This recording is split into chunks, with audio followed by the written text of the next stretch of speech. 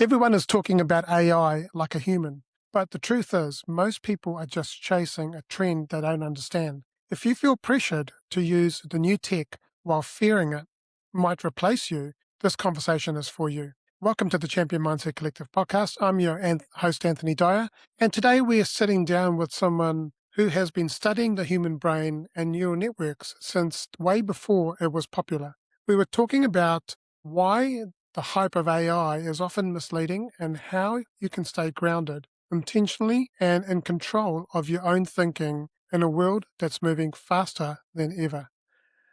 Arshavir Blackwell has spent over 3 decades at the intersection of human intelligence and technology. He's completed his doctoral work at UC San Diego, studying under pioneers like Jeff Elman and Elizabeth Bates during the early days of neural networks. Long before AI was a household name, Aashavir was in the trenches of corporate innovation, facing the political hurdles and systemic resistance that often kept real solutions from seeing the light of day. After seeing too many transformative projects shelved due to corporate agendas, he pivoted to start his own firm. Today, he helps businesses move past the hype to understand what AI can and cannot do. He focuses on the discipline of decision-making and the reality of how these systems actually function. Arshavir, it's great to have you on the Champion Mindset Collective podcast. Welcome. I'm very happy to be here. Thank you very much. Great introduction. Thank you.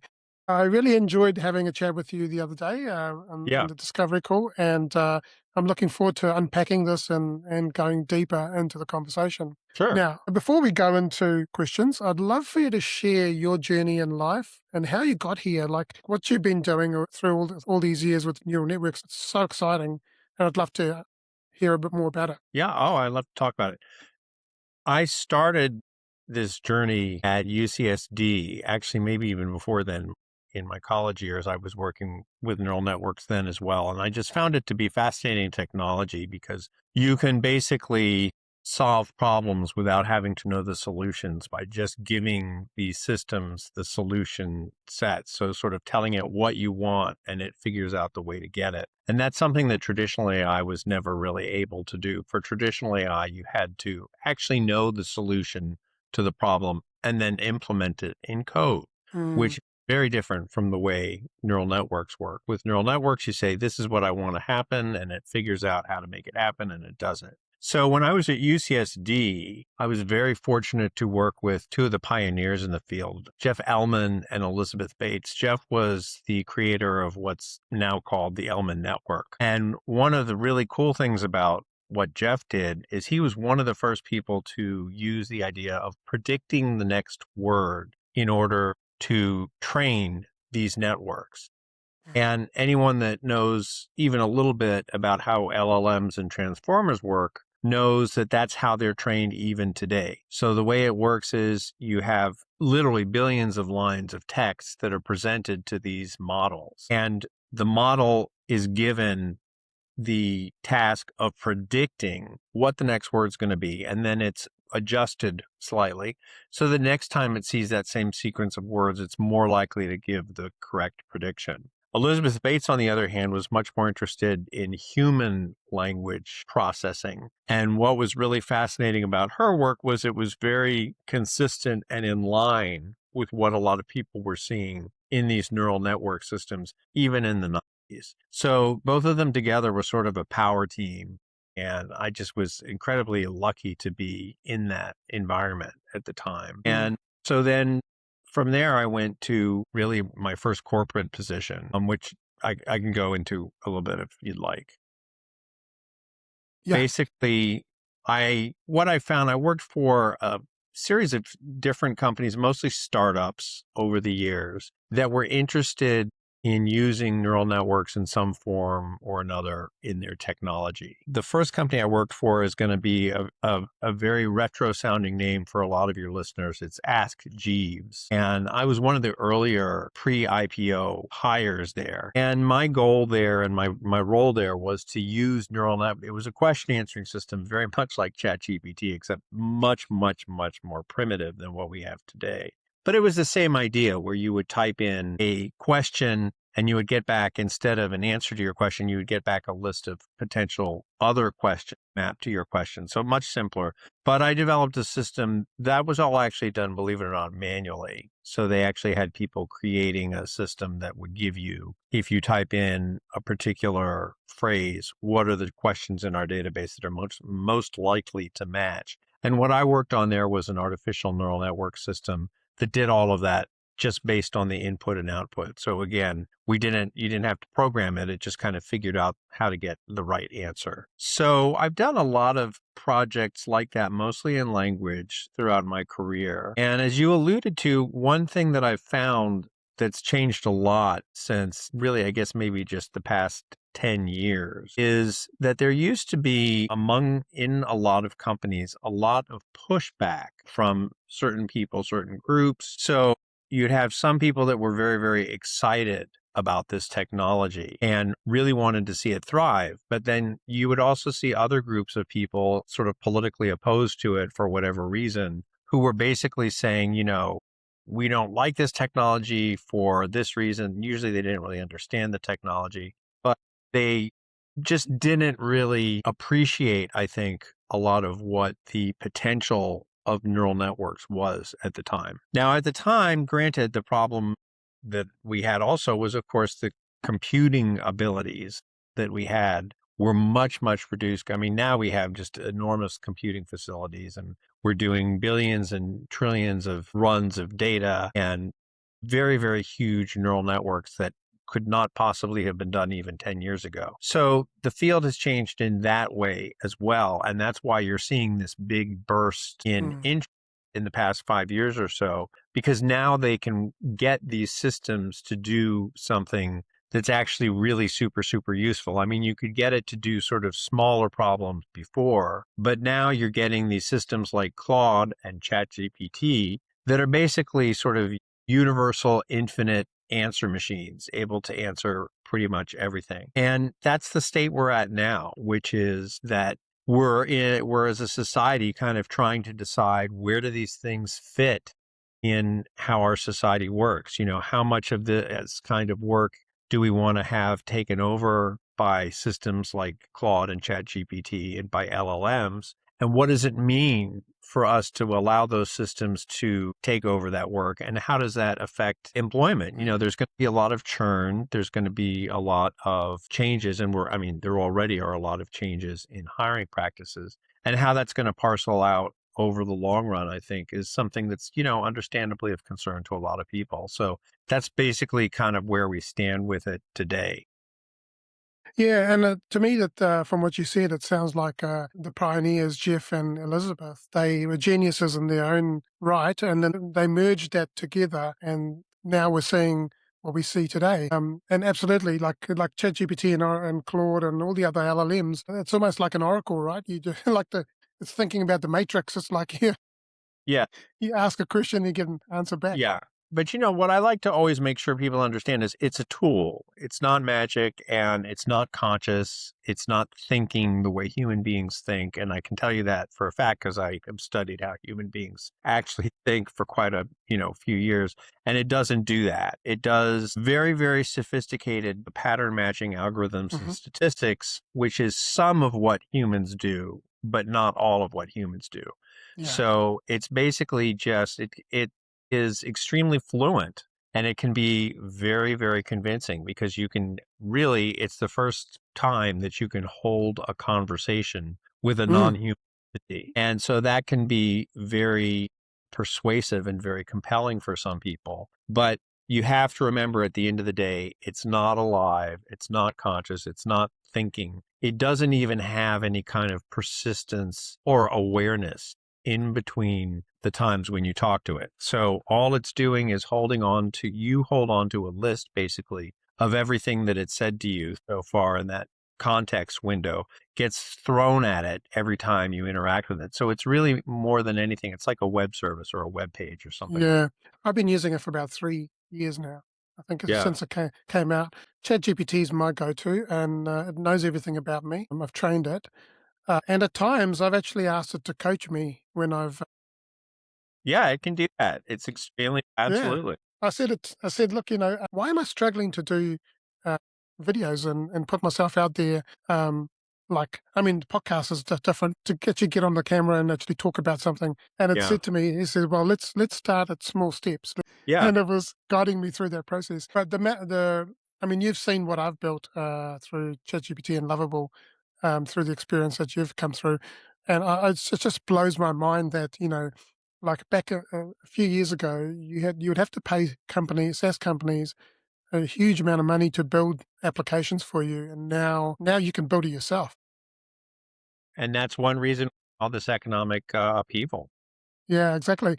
And People don't have jobs.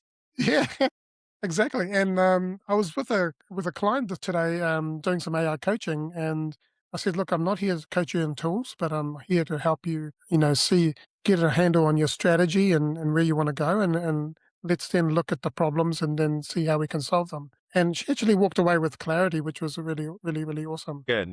Yeah, that's an Yeah, important, and I think it's kind of, you have to do it the way you're doing it, which is person by person. They have to kind of be led down the path and understand what these technologies really do and what they don't do. And once they get to that point, I think they can see that there's a huge amount of value that you can unlock yeah. by tools. Yeah.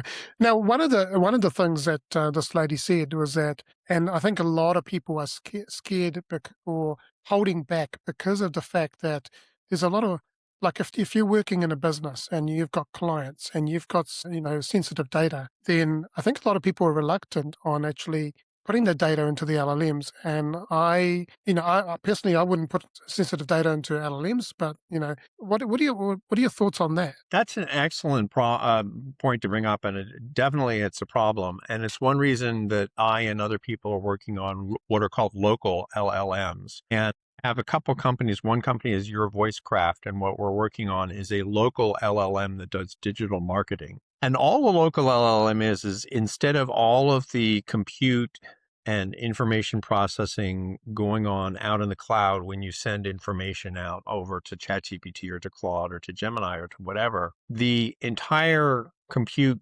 architecture resides solely on your machine. And what that means is you could literally be air gapped. You could be completely disconnected from the internet and it would still work fine. And the power of these networks, now you might think, oh, it's a small LLM, it's not as powerful. These are actually very powerful, and more people are coming around to using them because they see that, first of all, there's the security concern, which a lot of people have. But also there's a pricing concern because, of course, every time you go out and you do stuff with Claude or ChatGPT, you're paying for tokens. With local LLMs, it's all local and you're paying for the electricity to run your The laptop. That's compute the compute power, right? Yeah. just paying Yeah. for the compute power on your Yeah. personal laptop. Personal. Yeah.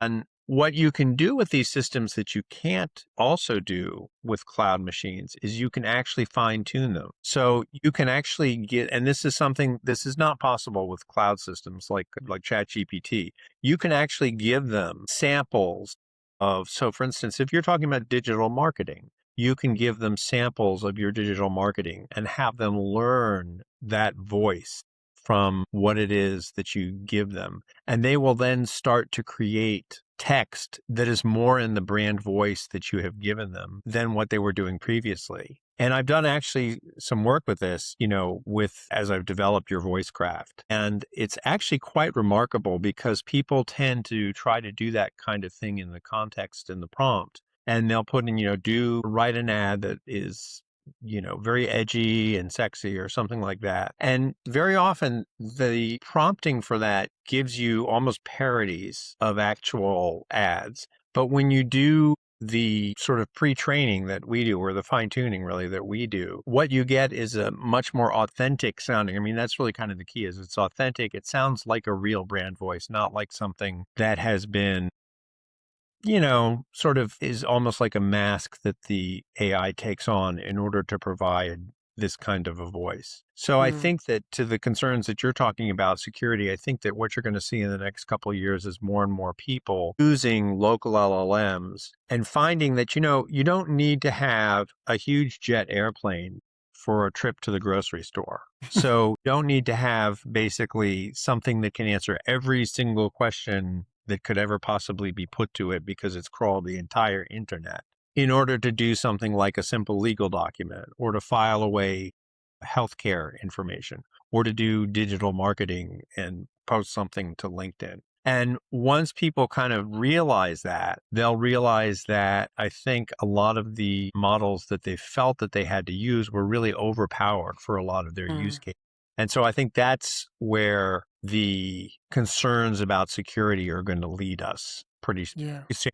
I mean, if yeah, not now also, but I mean, more and more people are beginning to, sort of catch on to that. yeah.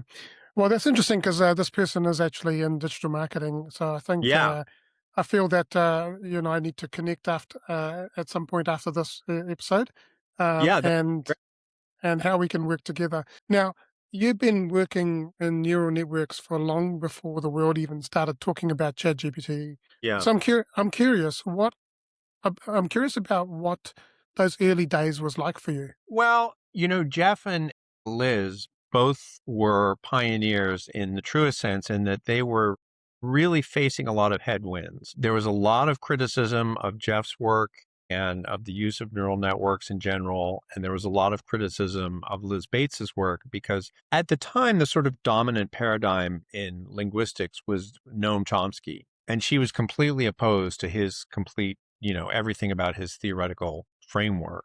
And so that made her kind of a rebel, and that made both of them kind of rebels. And they had very unusual views. I mean, they're now much more mainstream, of course, because it turns out that they were right in so many things. But, from the beginning, we always kind of felt a little bit like rebels. And the thing is that the other thing that is, and as I alluded to before, the thing we were really up against was basically the compute power was not there for the problems that we really wanted to solve. And so we had to do basically what we called toy problems. And those were sort of little small one-off examples or subsamples of the kinds of problems that we're now seeing things like ChatGPT deal with on the full scale. So back then it was, we didn't really realize, I think, how big this was going to be. I mean, I knew it was powerful technology and I certainly believed it would become something that people would soon see or eventually see the sort of value of it. But we didn't know when that would be. We didn't know how long it would take, and we couldn't really ever be completely sure of it. Mm.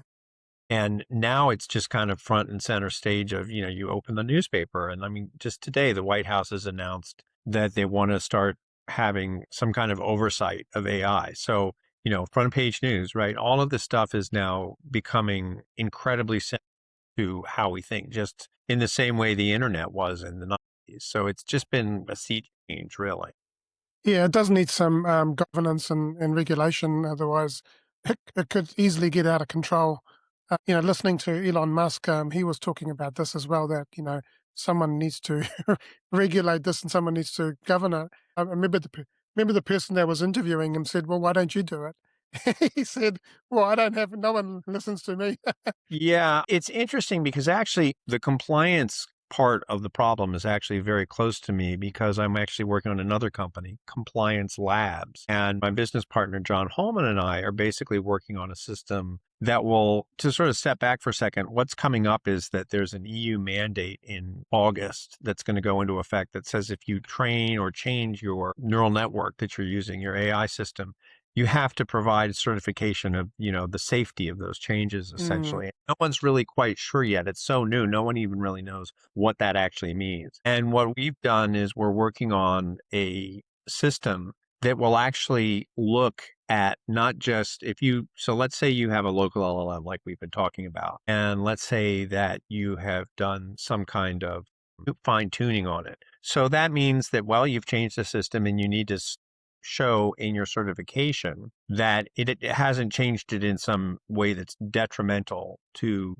business. And we're working on basically a system that allows us to look at the system, not just on the outside, but also on the inside. Because one of the interesting things that we discovered is that you can look at these systems, not just for at the outputs that they're creating, but you can also look at the way the system is doing its information processing on the inside with the various tools that we've developed. And the fascinating thing is that you can see one thing on the outside and a different thing on the inside. So the outside can look as though it's been very little changed by the fine tuning that you've done. But our method allows you to look inside and say, oh my God, on the inside of this system, there's vast changes in the way it's processing information versus the way it was doing it before we did the fine tuning. And the reason this is important is because you could have a situation where, for example, it just turns out that the tests that you give it happen to have some okay data in them, but there may be other tests that you could be giving it that you are not part of your test set. So if you're just testing it on your sort of normal stuff and you think you're okay, what might happen is some unexpected piece of data comes in, and because you haven't tested it on something in that space, you're going to be out of compliance. And Mm, by looking inside the system as well as outside the system, you're able to give yourself sort of an additional like belt and suspenders, right, kind of check of whether or not you're really doing okay. yeah, Once you look inside these things, it's really kind of fascinating what's going on because you, it's not what you would expect. And there can be changes going on that you don't see. And then things can change that, don't show up on any measure. And the thing that I think people really don't realize is that even the people creating these systems don't understand how they work. And that's a huge surprise to people. But if there's a whole field called mechanistic interpretability. And that's the field that we're working in. And that basically says, like, what's the mechanism by which this thing is actually giving you the answer that it gave you? And so that's what we're trying to leverage into sort of the business area of this yeah. technology. Yeah, that's amazing, amazing. And like I mean, just from a visual perspective, like working with Lovable or ChatGPT and stuff, Yeah. you give it a problem to solve, and you can see that it's on screen you can see it's doing certain things, it's using different tools, it's actually thinking through the problem and going, actually, this didn't work, let me try this instead, and Yes. which is phenomenal because it's like getting a human to explain what they're doing would be it would take forever It'd to. be very difficult. And the thing is, though, Yeah, it happens so quickly that you're kind of like, okay, I mean, I guess you know what you're doing, right? But yeah. I mean, just now I've on my screen on my other screen I've got I just ran the security scan on in Lovable, and it's brought up a whole lot of stuff, and I've just gone, hey, go and fix it. So yeah, it's exactly. it's it's on its merry way fixing it for me. And the other thing I do is everything I've built, I always ask it to write a document, a technical Yes. document, and a product document, so that everything is documented, so that Yes. I can understand from a human perspective what has been built, how it Right. functions, and so on. Absolutely. Yes. And Yeah, that's a key component of compliance as well as, yeah, obviously documenting everything that you do so that yeah, if something goes wrong, you can look back at your trace of everything you've done and yeah, figure out what's gone wrong. yeah. Now, was there a specific moment when you realized that the corporate world wasn't ready for the changes that were happening in the technical space and the AI space and the neural networks? Well, I think that it was I guess it was kind of a gradual accumulation of events where what I was seeing was that a lot of the projects that I was working on would either have some degree of pushback from different parts of the company or really there would be really just kind of no uptake of the idea. And I got a little tired of that. So I would work on a project and people would be very happy with the results of it, or the right people would be happy with the results of it. But then it would go and get put on a shelf somewhere. And that Uh, happened quite a few times. And I've heard other people say that they've had that same experience. And that is kind of, in some ways, unfortunately, par for the course with R&D. So in research and development, you have one group of people, and that's kind of my group that's really super, super enthusiastic and trying to get this stuff done. And then you have another group of people that's very business focused and you have this stuff sitting on a shelf. And if it doesn't match the exact problem that they're focused on right now, they're not necessarily going to be that interested in pushing it out for whatever reason. And so that's slowly kind of led me to the realization that if I was going to get a lot of this technology pushed out, which really, because it fascinates me and I want to see it used was my main motivation. I mean, I was at these places because I thought this was great technology and I wanted to see people using it. And I was disappointed that they really weren't. So that's basically when I decided that it was time to maybe look into doing some of this myself and working in consult partners and saying, hey, let's see if we can put together a system that does compliance that will help companies with a very real problem they have using AI in making sure that what their system is doing is compliant. And, or, how can we help digital marketers who want to use this technology but are concerned about security and things like that. And so that's, basically kind of where I am today. And that's how I've ended Mm. up there. Yeah. Now, there's so much noise out there with AI being able to Yeah, think like a human. right. But from your perspective, what are we getting wrong today about these systems? Which actually work. I How do think, these work? Yeah.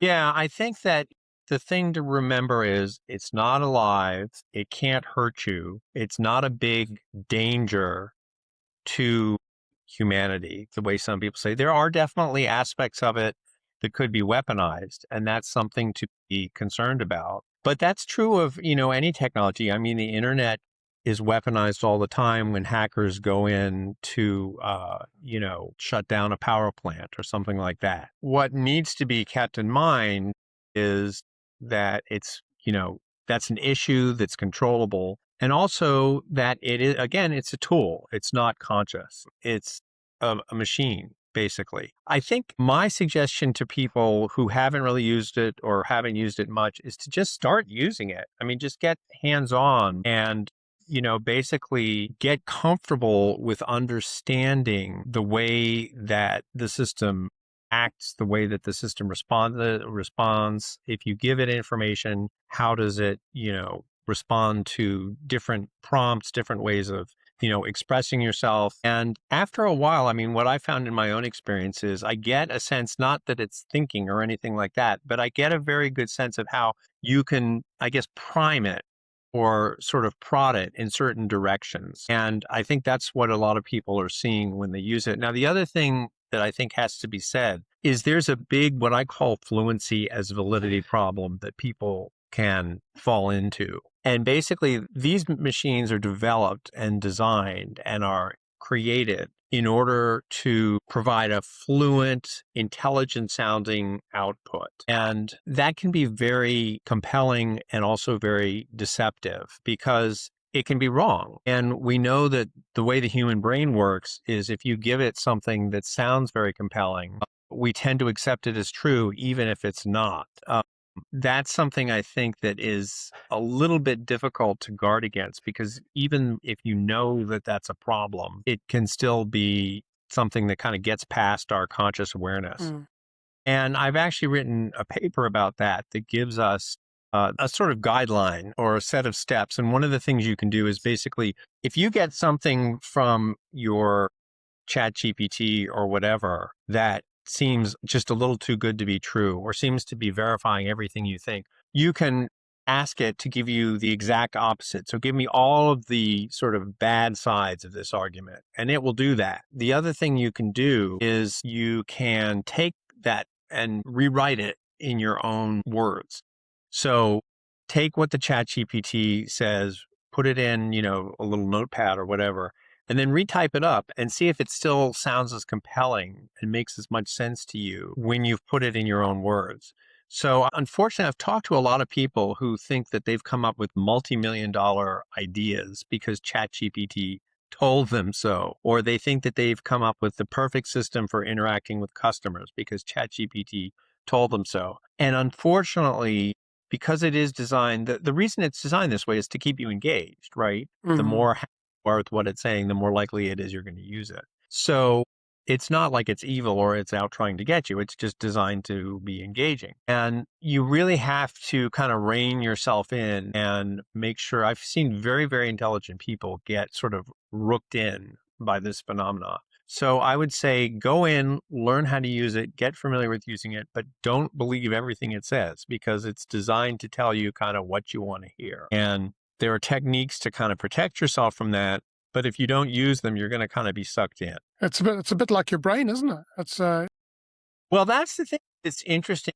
it does tie into a lot of the same heuristics that the brain uses when it's just, assessing information.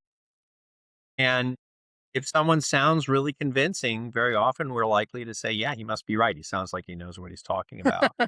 And ChatGPT is really good at sounding like it knows what it's talking about. Yeah, yeah, absolutely.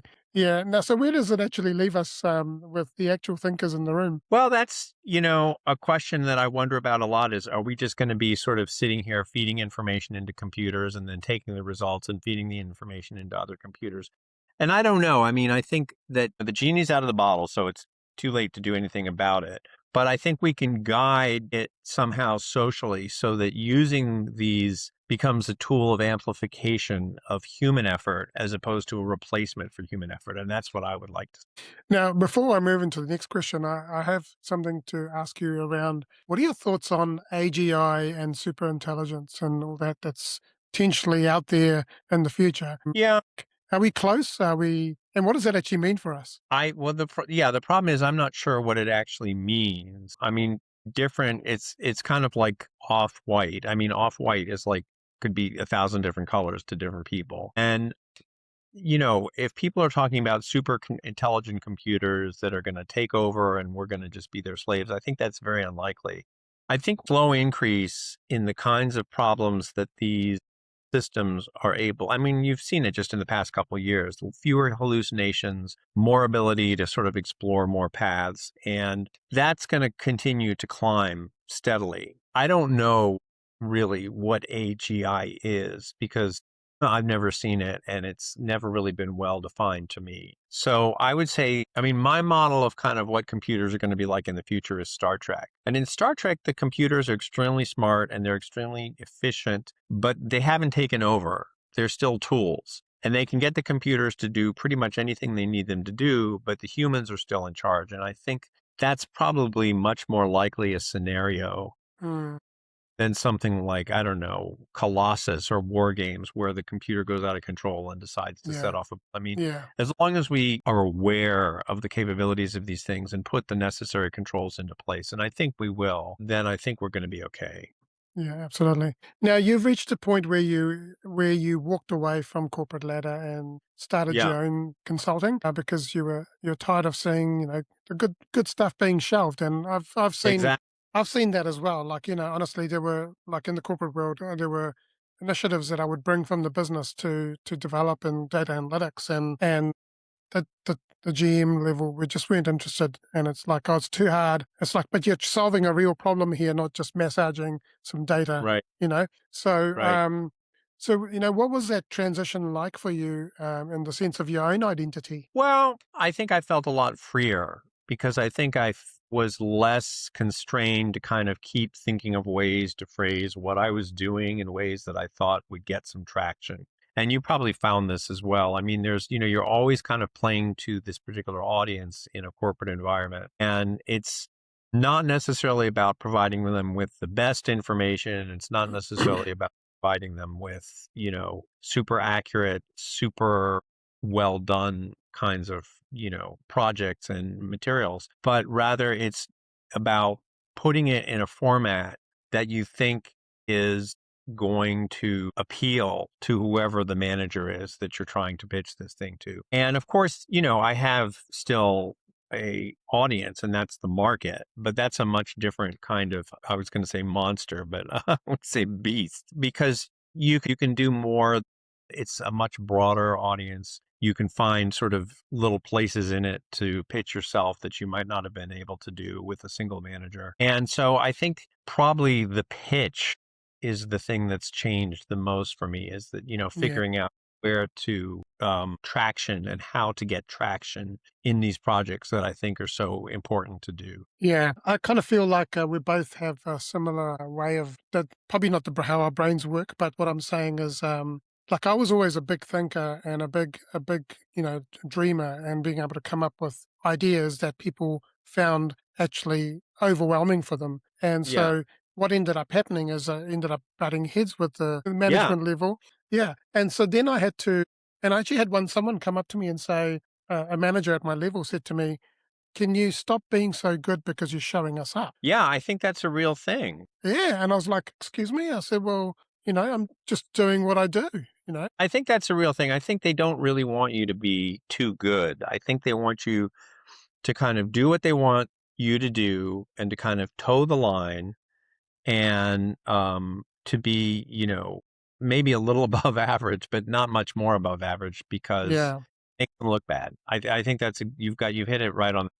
yeah, and for me, like, I mean, because of my childhood and the experiences I had, for me, the job or the corporate job actually became a prison for me. Yeah, Like you said, it was freeing, absolutely. To me, it was like, I'd just come out of prison. And I can't believe I spent 25 to 30 years in prison, in that corporate prison then. it's a very free kind of experience. I absolutely agree with you on that. Yeah, that's Yeah, really true. yeah. So did you ever um, doubt if going on your own was gonna be the right move or not? Well, I had doubts. Sometimes I still do. And it's difficult because it's different from a corporate environment in that you're not getting that kind of day to day or even more feedback. And you're getting, there can be long periods of time of, essentially inactivity when you're waiting for things to happen. And then and I'm sure you know what I'm talking about. And then, things happen and that's very reinforcing. I wouldn't say I had so much doubts as just maybe some level of frustration and I wish this would happen faster and things like that. And I've heard that from a lot of entrepreneurs is that Mm, they're like, oh, it's not like we think we're on the wrong path. It's just the day to day of this can sometimes be very frustrating. But then you think, well, but back when I was doing more corporate things, I was frustrated in a different way because I wasn't, I kept having these meetings and I would say, this is what I'm doing. And they'd say it was great. And then nothing would come of it. So you just, there's nothing. I guess if I could find a situation that had no frustration in it at all, I would choose that. But unfortunately, I don't. So this is kind of what I'm left with. you'd probably be quite bored if there was no, challenge there, right? And Yeah, also that's probably true too. Exactly. yeah, and the other thing is, I think as entrepreneurs, because we have to learn every part of the business, and we have to do pretty much everything in the beginning until you start to sort of scale and then bring people on board. But it's almost like for the people that we're working with, like our clients, we have to sort of give them information in small chunks so that they Yeah. can consume that, And right? really small. You have to keep Yeah, remembering small. That's the thing is you have to it's very hard, I think, when you're in the middle of some kind of an industry, in my case, AI, to remember that what's obvious and sort of immediate and right on the top of your, top of mind for you is not going to be that way for someone that you're talking to, and that you have to really explain it to people as simply as possible. yeah. Now, Ashvir, you talk about the importance of being intentional rather than just reacting to every new trend that's out there. So, Yeah. how do you actually practice that in discipline in your own life? Well, I don't know if there's one particular thing I do to practice that. I just try to, I think, always keep in mind that I have a particular set of goals and I'm working at achieving them. And they're not absolutely cast in stone. So if there's a good reason to modify or change them, then I do so. But I've seen, I think probably the main thing that keeps me honest is I've seen so many companies do oh, they're doing this, so we have to do it too. So when I was at Ask Jeeves, all of a sudden we had email that people could sign up for an email because Yahoo did that. And it really had very little to do with our business, but it was something that Yahoo was doing, and we were somehow comparing ourselves, or that was somehow positioning us as being a competitor to Yahoo, and we had to do it. And, it didn't really go anywhere. And there have been over the years a lot of things like that where it's like, well, that company over there is now all of a sudden doing X. And so we have to do that as well. And what I think happens is you bleed off a lot of energy into projects that end up not going anywhere because they're not really part of your core competence. So I guess the core competence would be to keep in mind whatever it is the core of what you're trying to do is, and ask yourself every single time that you do something in your company, is this within our core competence, or are we just doing it because now everybody else is doing it too and we're trying to Yeah, come along? Right. A giant company like Microsoft can afford to do that because they can throw $1 billion at a problem and lose it and it doesn't matter.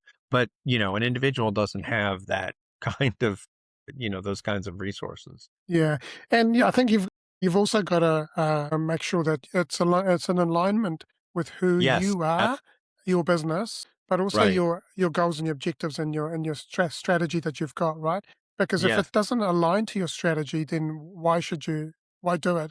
And I remember when I was working for this local government transport agency, I'd bring the work in, get it prioritized, then bring it into the teams. And we had 5 teams, geospatial analytics, data engineering, data science, information and data governance. And so the team would say to me, how are we contributing to the business outcomes? And how are we to the strategy? And how are we also helping the people of the city? No, they weren't really understanding how their work was contributing to the city and the organization. So then what I started to do is actually bring more information so they could understand how it was aligned to the objectives of the Yeah. organization, but Yeah. also to the plan of the city.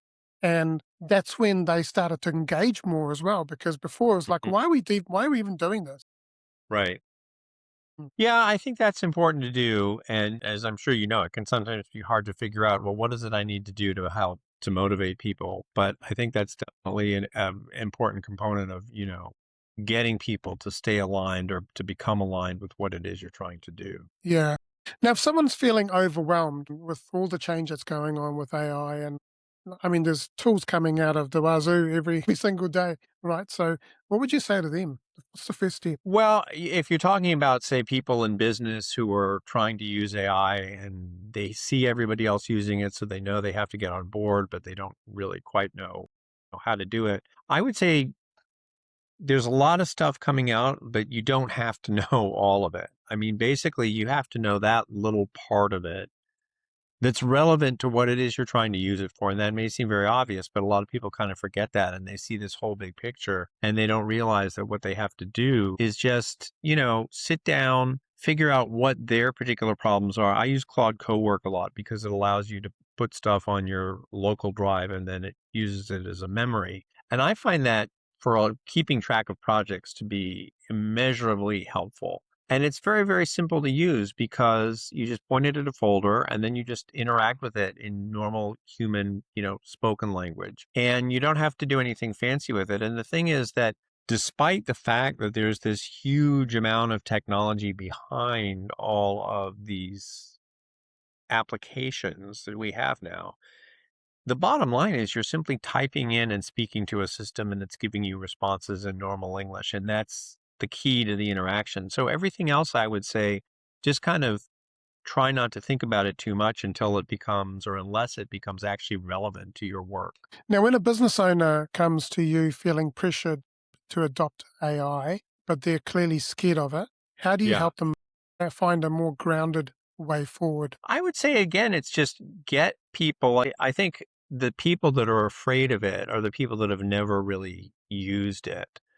And so I think that the first step for anybody that really wants to use it but is afraid to do so is to just like sit them down and say, here we go, try interacting with this ChatGPT, window here. What are your business problems? What is it that you want to solve? And then let's brainstorm or let's think of some ways that you can leverage ChatGPT in order for you to solve those problems. So what are 10 questions you might ask it? Or maybe you might just ask it, what are some questions I should, ask you and have it come up with the questions. And I think once people see what these systems can do, they sort of start to open up because you can actually say, hey, I don't know what to do. What should I do? And it will give you very often reasonable answers. I mean, you have to check the answers, of course. Mm.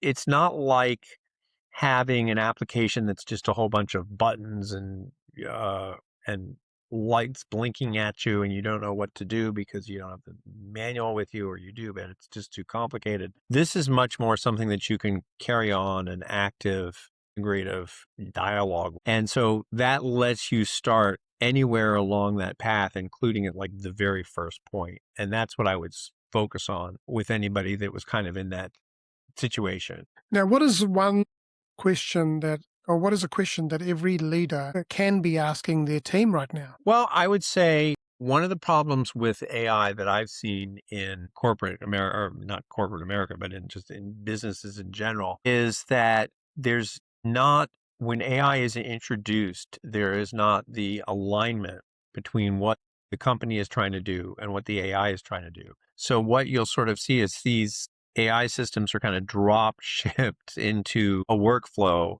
and Mm, there's the work over here and there's the AI over here. And people really don't have a good sense of how to integrate the AI into their workflow. And so they don't. And so you get this, these reports that, oh, well, AI failed and it's not really working. So, but it's not that the AI failed, it's that the AI was not developed in order to let the person integrate it in whatever way is, proper for that business, integrate it in to their workflow.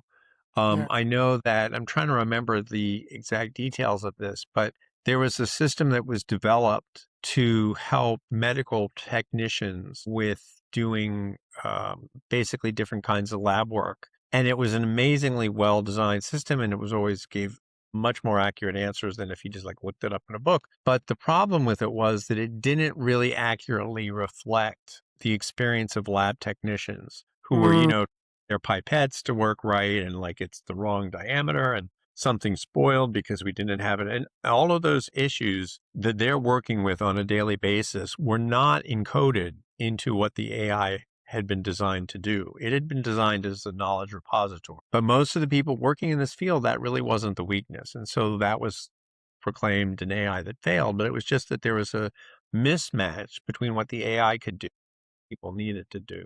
And I think that that's what you're going to see a lot of times is not that this AI system failed and so we're going to just throw the whole thing out, is that it doesn't really do what we need an AI system to do for our business, or it doesn't do it in a way that's sufficiently integrated into our workflow that it makes it easy to do. yeah. And that brings me to the point that, like workflows, work processes, SOPs, that they can, in my experience, they can be made up of a lot of band-aids and workarounds Yeah, over time. absolutely. And then you try Absolutely. yeah, and then you put AI over the top of it, and it's just gonna amplify that, and then they go, "Well, hang on, this doesn't work, or it works the same as the old process." Well, you haven't actually changed anything. So I think it's Right. important to refine those processes and make them more efficient. But the other thing is, as many people who have been on this podcast have said, what is the problem that you're trying to solve? And Yeah. and once you understand what the problem you're solving, then you can then look at the right technology and the right pro Right. the I guess the right approach on Yeah. how to solve that. And saw this in corporate world where the technology team would just go and purchase technology for the business without actually understanding what Yeah. listening to the business, and they'd just go and procure something and then it wouldn't work. ex- I mean, no, it's like we've got to evolve into more smarter human beings, and at the same time, Yeah. Yeah. No, I mean, that's the thing is that, and it is an interesting question because I know you have a huge number of legacy systems. So you've got people who are connecting to a system that on the back end is still running like COBOL or something crazy like that. And on the front end, it's a web interface. And I'm not, that's going to require, if you're going to use AI with that, I'm not sure if you're going to be able to just slap another AI layer on top of that and then just have it be like AI and then a web and then COBOL in the back end, or if it's going to need a complete rethinking of everything. And it's an interesting mm, question how AI is going to help to redefine how, it may be that AI is going to come in and be so compelling that we're just going to rip up a lot of stuff and start fresh. I don't know how that's going to pan out. yeah, But it's an I know. Yeah, I know that in the past when I've ever done automations and businesses, I've always ripped the process apart and yeah, put it back together to exactly. make it more efficient. And then it's just worked. I mean, taking something like that took an hour, and then automating it to take 20 seconds to run the process. Yeah. But you had to do a whole lot of reorganizing of that. Now, before I go into the next question, well, actually, how do we balance staying curious with staying cautious? How do we balance staying curious with staying cautious? I think Mm, that that's a hard question. I guess I don't really see them as being completely at opposition to each other. I mean, you can be very, very curious about systems, but still make sure that you're building into your learning process all of the necessary safeguards and checks and things like that. I mean, it's kind of like when you code, you can be really interested in what you're coding and you can, think it's really cool what you're doing. But you also spend a lot of time vetting and checking every single little aspect of your code to make sure mm, it's what you think it's doing. So I think that is kind of that sort of ethos is the way to approach that problem of double checking everything, whether it's what comes out of Claude or something you're building or, what have you. I think that, it brings up another issue, which is that we are really in a pretty heavy competition, I think, in AI with China. And China doing a lot of stuff that's very powerful, open source. And so there is also this tension between our wanting to have guardrails on, but the fact that China is really kind of going full steam ahead and doesn't have as many guardrails, and that to an extent puts us at, I think, somewhat of a disadvantage. And I don't mm, know. The problem is it's just this, they're going to be, I think the answer is going to be this kind of constant back and forth where it's like we try to do something that's safe, but we don't want to put the brakes on it too much because then, China's going to leap ahead and they don't really care. So I think it's just like this, it's a dance, basically. It's like a yeah, constant dance between, yeah. the two different points of view, and there's never going to be a resolution to it. It just is a Well, constant. I see. This world has been so much about competition, and Yeah. I'm wondering how can these countries and large entities start? Excuse me. How can they start to collaborate rather for the greater good of the Yeah. humanity, rather than actually competing against each other? Right. I mean, that would be nice. I don't Mm, know if it's going to time soon because China definitely is a big competitor and there's really no way that, I don't think there's no easy way to get around that. I think at the smaller sort of individual level of like smaller companies and things like that, I think consortia and having groups of companies that kind of come together to solve problems rather than all trying to compete with each other. I think at that yeah. level it is possible. Mm, And I'd like to see more of that. yeah. But, to China's credit, I mean, they are open sourcing a lot of their models and they're very powerful models. And so it's, and we're not really doing the same thing with most of our models. And that is going to give them, I think, a big advantage. And I'm not sure if we're ever going to end up open sourcing our models or how that's going to work. Yeah. Until we do, they're going to have at least that advantage of people saying, well, look, this is open source. I can examine it. I know what it's doing. And that is going to cause people to, that's going to be one factor in making it get taken up much more, I think, than Yeah. some models. Yeah. One factor, but it's, Yeah. it's something. Yeah, and I mean, just watching Elon talk, like the vision of OpenAI was to be open, right? And Yeah. Look how that turned out, look right? how that turned out, right? So, yeah. Now, before I've got another set of questions, but what I was going to ask you was, since you've worked in the neural network side of things, and Elon Musk, he keeps coming up, but what he was wanting to do with the neural side of things as well. What are your thoughts on what he wants to do, and how possible is it, and what are your concerns, or what are you excited about in terms of Well, I what? mean, are you talking about like the neural implant kind of thing? Yeah, yeah, I think that's a really, it's funny because even when I was a kid, I had thoughts of how cool that kind of thing would be. And I know a lot of people are doing that. I mean, it's very exciting technology, but and he's not the only one doing that, by the way. There's a lot of okay, other people working on that kind of thing. Just gets the most attention.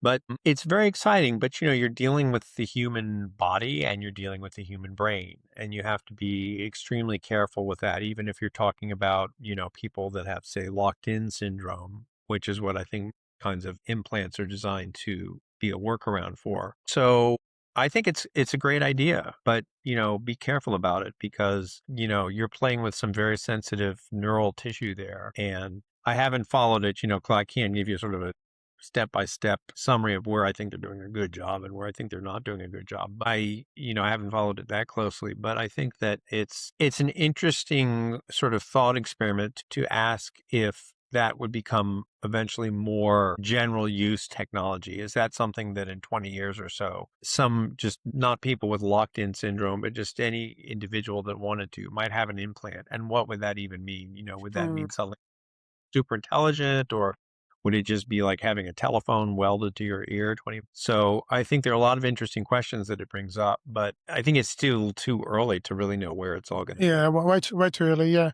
exactly. Now, yeah, after 30 years of watching technology evolve, what has stayed the same about the way a champion approaches a problem? Well, I think it is that you believe in yourself. So what hasn't changed is that, we believed in neural networks 30, 35 years ago, and it turned out we were right. And you just have to continue on with that mindset. That doesn't mean being stubborn and saying you can never be wrong or everybody else is wrong and I'm right. It just means taking all of the evidence in, which is what Liz and Jeff did. I mean, the reason they were right was not because they were stubborn. It was because they accepted the evidence that they saw and had gone through about what language learning and what language usage was like. And a lot of other people did not for whatever reason.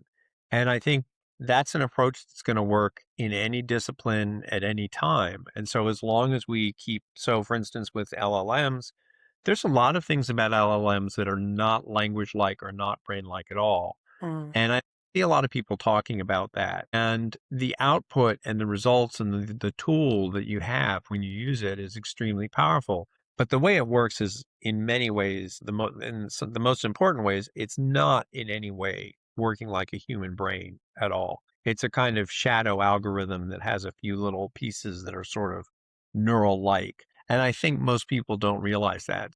What I would like to see is sort of keeping in with that sort of tradition of staying true to the data is saying, hey, how can we make these things more brain like? How can we make it so that mm, they state and so that there's actually, it's more like a HAL 9000 kind of thing where there's like an actual entity there that's constantly on, that you're constantly interacting with, and that's still learning as you interact with it, as opposed to these systems now, which are trained once and then, set up and run, and there's no further training on them as a result of your, interaction with them. yeah. So I don't know. Yeah, Does that it answer does.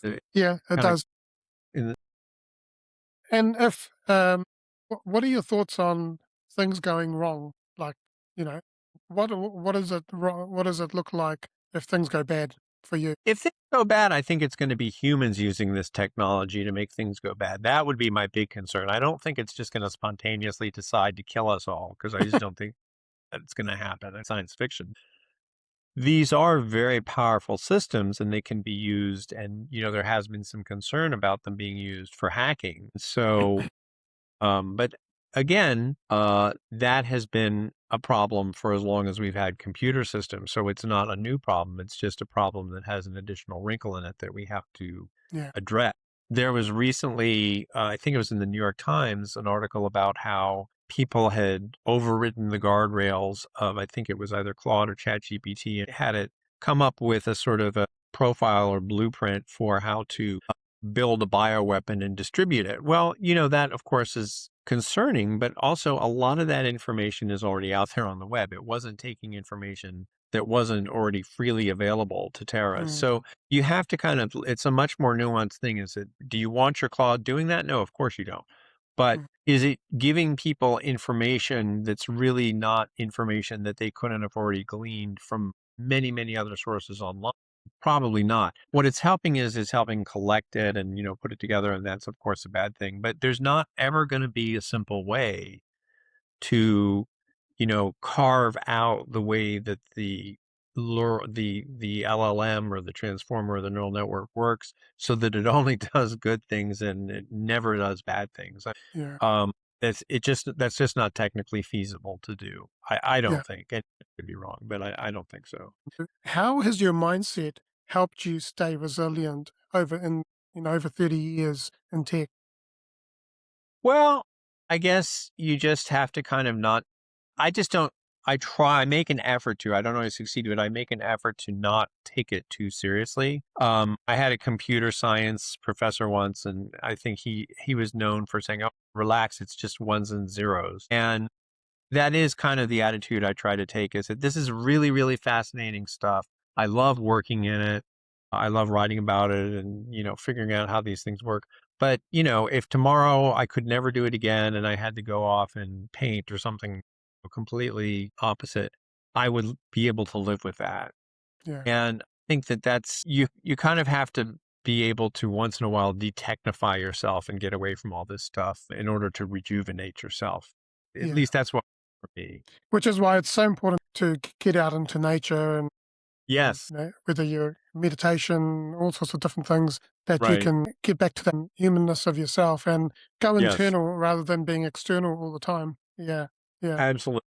yeah. Okay. Now, tell us, Aashavir, tell us how people can connect with you. How, also, have you written any books? Have you something that you'd like to share with us? Yeah, I've got a book out, The Creative Agency's Guide to AI, which is on Amazon, and that's about using AI in a digital marketing environment. I have yourvoicecraft.ai, and people can put in their email there and get when it's released, we can give them a download link. And then I'm also with John Holman, my business partner, working with him on Compliance Labs, compliance-labs.ai. And that is basically, we're looking right now mostly in the legal profession for companies that are looking to certify that their AI is going to be compliant. So those are, I think, probably the three best ways to get into. And then I do have a Substack Mhm. inside the blackbox.ai, and I write a weekly newsletter mostly about figuring out what's going on inside the black box and Yeah. how it's Yeah, awesome. We'll put those links into the show notes, but also on the Champion Mindset website, there'll be a page dedicated to your episode. It will have all excellent. the information on there, the videos, there'll be an article, there'll be a link to download a practical guide that will basically take all of this and distill down to something Right. that listeners can actually download and start applying in their businesses or in their lives. And yeah, so now we're at the quick fire round, which is 6 very quick questions. You can answer Okay. these in a single word or a short sentence. And the first question is, how do you define success? And has that definition evolved for you over time? Solving interesting problems. Yeah. Who's been your inspiration, greatest inspiration, and why? Well, Jeff Elman and Liz Bates, I think, were big inspirations for me. I have an acting coach, Barbara Bain, who's a huge inspiration to me because she's in her 90s and still very active and working. And that's kind of my goal in life for myself. Well, you never really retire until you're dead in the ground. So there's no time for retirement until you actually leave this earth. Exactly. Yeah. That philosophy. Yeah. What is something that you believe that others may disagree with? That AI is okay. It's not going to kill us. It's not a bad thing. I think there's a vast negative wave right now against AI for very various reasons. I would obviously, I get not agree with that. Yeah. If you could go back and give young Arshavir some advice, what would it be? Don't take things too seriously. What is one message that you'd like to share with the world? AI is a really empowering and powerful tool. It's not conscious. It's not aware, but it's a great tool. Use it wisely. Don't believe everything it says, but get to know it because it can really help you in almost anything you're trying to do in your life. Yeah, absolutely. Do you think we're ever going to get to the point where AI has a conscious of its own as well? I try not to think about that question because problem is I don't really know how to define consciousness. I know that I'm conscious and I know what consciousness is in living. Would a system that had some amount of neural tissue in it be potentially conscious, even if it was mostly silicon? I could see that. If it didn't have any neural tissue in it, I don't know. I don't know enough. No one knows enough about what it is that makes us aware of ourselves. I Mm, think to be able to honestly answer that question. yeah, 100%. Last question for you is, what does it mean for you to be a champion and have a champion mindset? I think to be a champion and to have a champion mindset means to work really hard even when there's not any real immediate reinforcement for it. I mean, that's kind of what I've had to do.